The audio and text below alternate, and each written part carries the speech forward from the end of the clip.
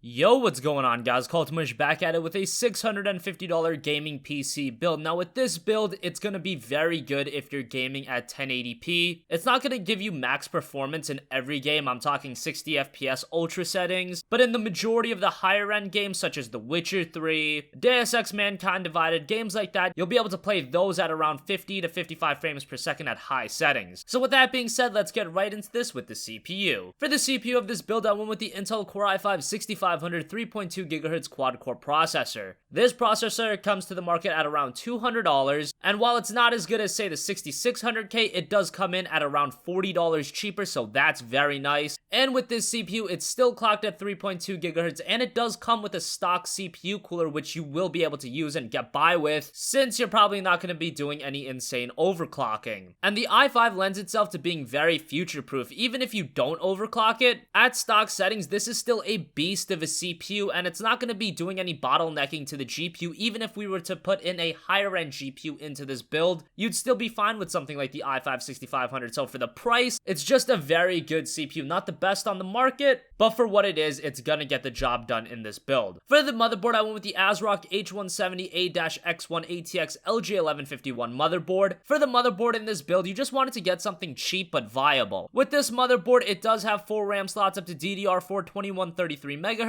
and up to 64 GB of max memory support. It's got RAID support, it's got 6 SATA 60 GB ports, and onboard USB 3 headers. All of that coming to the market at around $74, so it's cheap. It's gonna do fine in the build, and when you're building a budget build, you really don't need to splurge on the motherboard because it isn't one of the main essentials, especially in a gaming build. Don't get me wrong, it's important to get a quality motherboard, but at the $650 budget, you don't need to be spending north of $100, so this is just fine. For RAM, I went with Kingston HyperX Fury Black 8GB, 2 4GB sticks running at DDR3 2133 MHz. Nothing too surprising here. It's 8GB of RAM for $40, which is a great deal. If you do want to go for a 16GB configuration, you can get kits of that very cheap. You can find them for around $65 to $70, so if you do want to spend the extra money and get 16GB of RAM, feel free. Otherwise, 8GB of RAM is still fine, and like I said, the motherboard does have 4 RAM slots, so you can go for a 16GB configuration in the future. And $40 for 8GB of DDR4 RAM is still an amazing value. I remember a year and a half ago, 8GB of DDR3 RAM would be anywhere from $50 to $70, so it's great to see DDR4 RAM being so cheap and so easy to fit in even at lower budgets. For storage, no SSD in this build. You're just gonna go with the Western Digital Caviar Blue 1TB, $45. I would recommend at some point to pick up an SSD. If you do have the extra money, I would just recommend getting an SSD right off the bat because it is something very nice to have. It's not absolutely essential, but even a 120GB SSD to throw your OS on there and your key applications, it does do really well. I wouldn't go with an SSD exclusively, especially if you're building a gaming PC where you want to download a lot of games and SSD just isn't viable at a budget to go solo with it. You absolutely need your mechanical drive, and that's where the Caviar Blue comes in. At a terabyte of space, you'll be able to download all of your games, all of your movies, all of your excess media.